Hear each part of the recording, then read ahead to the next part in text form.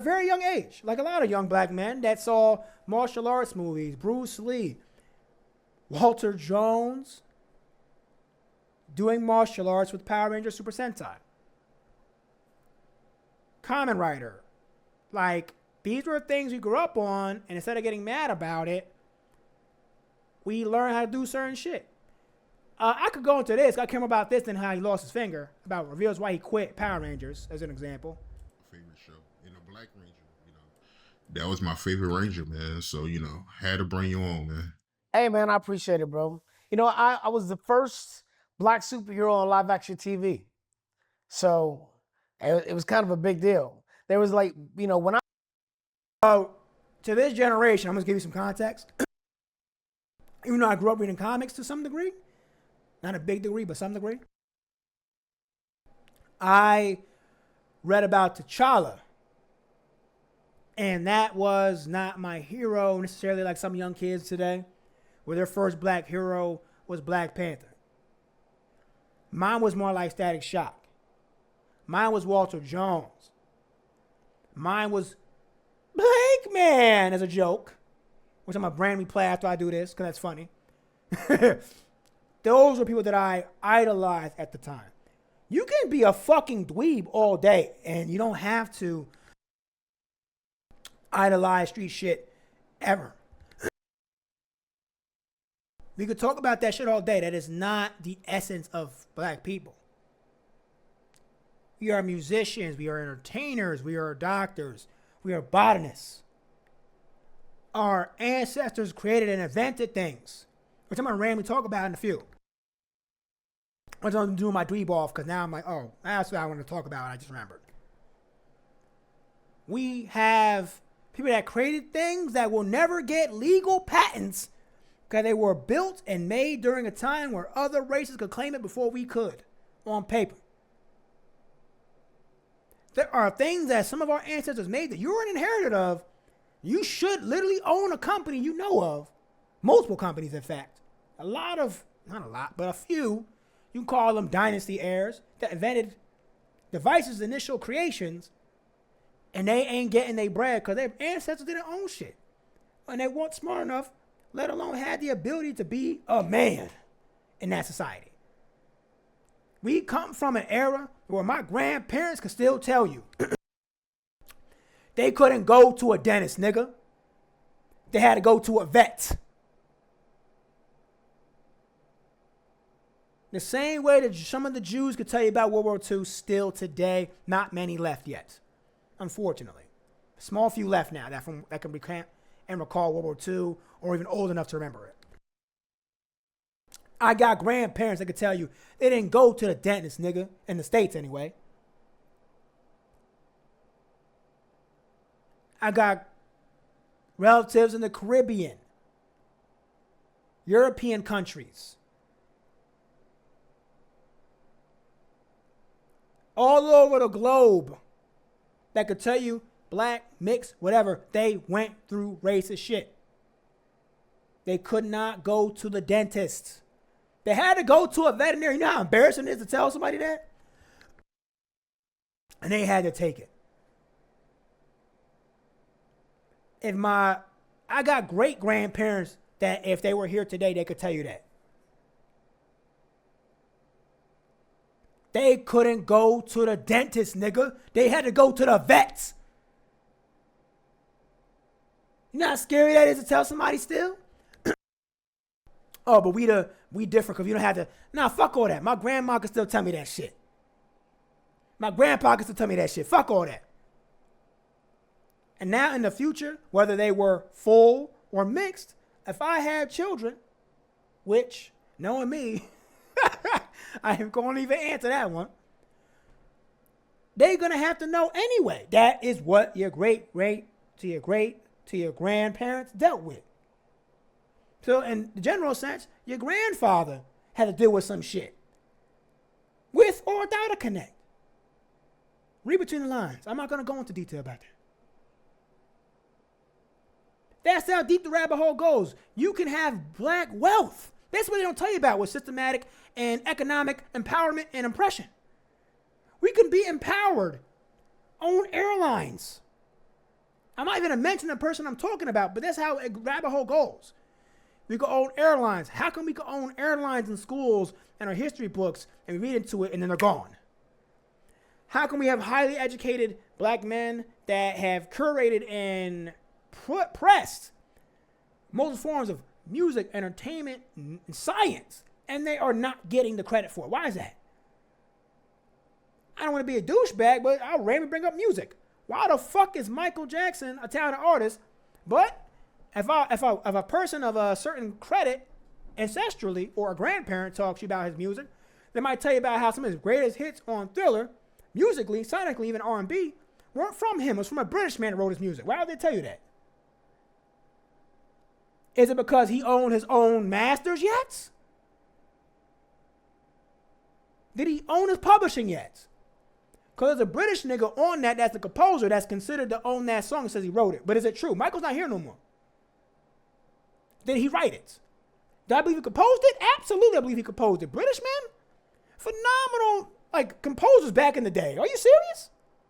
You're a liar if you said British men did not do a phenomenal job at production and R&B early forms of music. You're actually a liar if you don't say that. And not just including Babyface. Don't get it twisted. Don't let me go down the line, nigga. I know music. But, this is for everybody. My point basically is we have idols. They're not just figures. There's a nigga out here that used to be in the streets that actually said this type of shit when he thought about actually hurting somebody, decided to come into doing this instead. Practicing martial arts. He looked at Walter Jones, and this ain't nobody that I know of, but looked at this nigga and said, instead of hurting this man, I'ma be like him. To discipline, focus, driven into martial arts and protecting myself and my family. Instead of falling to the path of my relatives or in the streets. That type of shit. There's men like that existed that he doesn't even know that saved lives in his life. That's how powerful it is to be a black man, like rest in peace to Chadwick and Walter Jones, where if you're looking at it from a nerdy perspective, they saved niggas from looking at outside, people selling dope, people selling everything else that I mentioned before, but I say crack, meth, heroin, but that's realistic. Just people that are selling drugs, telling you that you have no option but to be around the liquor stores, but to not go to college, to drop out of high school, tell you things like that when you're a black man that has a way more options than that. More than just today, the military, a college education, your high school diploma, or a basic job. It's now all those things and more. Now there are jobs where you can create and build into it, and your parents will understand. This is it. This like this. That's what I'm doing right now. And you know what I'm talking about. That's why young guys don't have to listen to everything. I wish I had more of you on here like I used to, because y'all wouldn't listen anyway. But at the bare minimum, this is what y'all need to be doing anyway. And the way you want to do it. I just can't get mad at young niggas getting money. I really can't. I'll get mad if you're not making money from it. That's how I am. I'm sorry. I want y'all to find a way to make money off shit, whether it be an app, a platform, a stream. Don't hustle. Find a way to do it legally, man. And don't do it in a way you would. Just don't find a way where it's illegal. All right, that's all I'm saying. Jesus. Make it legal as possible. Jesus Christ. So I'm going to say. Yeah, I'll leave it at that. I just want to play this little clip real quick. I was a kid, and I would look at like TV shows. Like I watched The Little Rascals when I was a little kid, and the only one on that TV show that looked like me was Buckwheat, and I didn't want to be him. So like I'm happy to be somebody the kids can look at and be like, I like him. He's got a cool vibe. He's positive. He's got energy. I can be like him. I like that. Yeah, it's funny you say that, because when I look back at it, yeah, you was the first black superhero on TV. I was the first black superhero on live action TV. Now, Robert Townsend was in a show called Mantis that came out 2 weeks before me. So he was actually the first black superhero, but I was the first black superhero on live action TV. And our show obviously is continued for 32 years and is in 40 countries. So it's kind of a big deal. Very big deal. Did you ever think that it would get that big, yo? No, man. In fact, I took the show home. We did the pilot, right? So we did the pilot. Uh, they were gonna pitch it to Fox. If Fox picked it up, we would do 40 episodes, which is exciting for any actor because usually if you book a series, you got like 12 episodes, maybe 20, but 40 is a lot. It was on every day. So I took the pilot home to Detroit. That's where I'm from the D. What up, Doe? And I showed it to my family. My family's all over there. They're all welcoming me home. I showed it to them on a Sunday, and we sat there and watched the pilot. And afterwards, they were all like, "That's all right. You stay at it. Something's gonna work out for you." You know, they were like, I think they all hated it. They were like, "What is this? So like, what is this?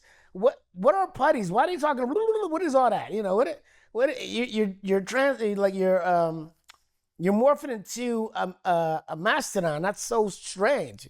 It was such a strange thing. And then you had Rita Repulsor, and you know her voice and the mouth flap didn't match, and it's like it just for them it seemed strange, and they didn't think it was gonna be anything. So I guess my family wasn't impressed. So I was kind of So a lot of the Rangers didn't get paid shit. When they started, it was $120 an episode. So I don't know if that was a misprint or not. So I'm a little confused by the title. So 100 episode ain't bad though. It's just they should have paid them at least $20,000 an episode if they're making billions. That's kind of crazy. Power Rangers just ended as a series, Super Sentai, by the way. Very phenomenal. I don't know what I'm doing. There's like 5 seasons they didn't translate in English yet. Jason David Frank passed away, and I think they just scared to do it without the nigga. He was never a household name in my opinion, but bring my nigga back for the final league, man. They gotta bring back all the OGs because it's about to end for real, and they probably gonna Bandai and Saban. They about to fucking rank. They got a rack for the last 5 seasons of Power Rangers in the States. I guess it's not that great. But what happened was there was enough of it there. Because he going to be on some of the final seasons of the Power Rangers anyway. They got a lot of special commemorating seasons coming out in the finals. If they actually do it soon, before they get too old, they're going to be in a lot of the final parts of the series. Because they got a lot of bring it back characters, and they're gonna throw. I know they're gonna throw his ass in there. If they don't throw him in there, they're full of shit. Because they're going to. Or to motivate them to redo it. So we redid the pilot 2 or 3 times, and after the 3rd time, they pitched it to Fox, and they picked it up. So it was cool.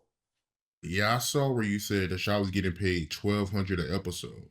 That's true. That's how much y'all was getting paid. 1,200 is what we got paid eventually. That's not where it started. I don't know. I'm not gonna give you an exact amount, but I can tell you it was about half of that to start. Yeah, an episode, which is crazy.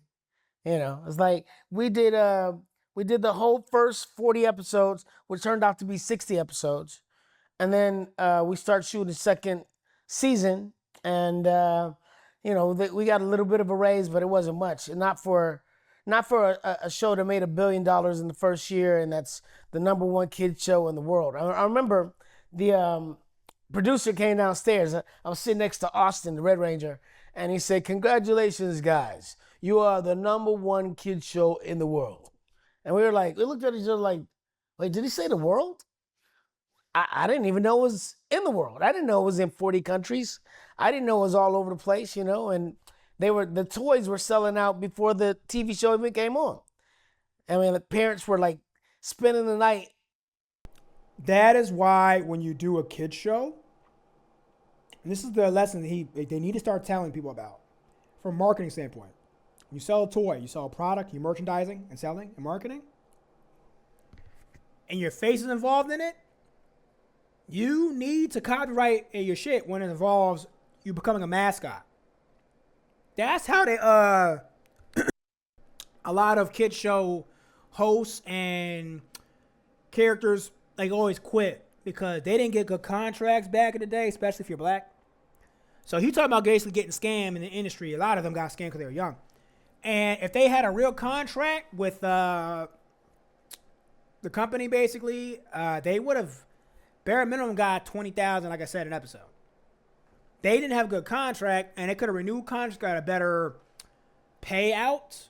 And because they're young actors, unrealistic. They're just going to replace you anyway because that's what Power Rangers is about. You have 1 year seasons. They were never supposed to stay on for longer than a season. So it wouldn't have mattered if you paid attention to what Super Sentai was, if they were going to translate it properly. But when they replaced him and the Yellow Ranger and I don't remember who else was replaced. I'm just not thinking about it at the time. They all, at some point, just didn't have the capacity to have good contracts flat out. If they had a good contract, they at least started off halfway. A good agent gets the merchandising when it's a kid show. Now, lawyer, like, if you don't know, you get a lawyer and you get an agent that handles it, they're going to tell you straight up. You got to negotiate with them to get a piece or you fucked. Because your likeness is being sold everywhere. They're not buying it because you're wearing a costume. They're buying it because you made the costume, nigga. That's why when you watch old shit like random example, Blue's Clues, they woke up, they said, Joe, them viewers dropped. Who the fuck is this nigga? I remember being young and I was watching that shit with my little brother. I said, who the fuck is this nigga? I was laughing. I said, they're about to fucking lose sales off this shit. And I already knew that was because of Steve doing crazy shit. That's why him coming back online, everybody's like, yo, him, Steve talking, making us feel good. Nigga, he could have said, don't put a pill in your ass. Like, no, stupid shit. Don't have kids. Everybody be like, I feel you, Steve. I feel you. I wish I didn't have my kids either. It's like, your son and your daughter right there. What's wrong with you? Like, I get it. We all have nostalgia and shit, but yeah, just you got to get a better agent, and he didn't have a good agent at the time. None of them niggas did. Over time, the actors in the show figured out how much money they made, so everybody outside the first 3 seasons, I think, made bread. That's the fucked up part about this. I'd have to go back and look at other actors in interviews. They didn't make much money. I think a lot of the other actors made more money. They made so much better Power Rangers in the early mid-90s. It's ridiculous. I think they made toys ain't what it used to be in the States no more. But toys sold so good back in the 90s, that's where most of the bread came from. Everywhere. You weren't making money from the TV show and shit. You're making money from selling the fucking items, the figures and everything. The action figures, the dolls, all that shit. Keychains. That's where all the bread comes from. In front of Toys R Us to get their kids a Power Ranger. It was crazy. It was all over the news. So the show, it made $1 billion the first year, and y'all was making less than 1,200 an episode? The show made $1 billion the first year. We were making less than 1,200 an episode. That's insane, man.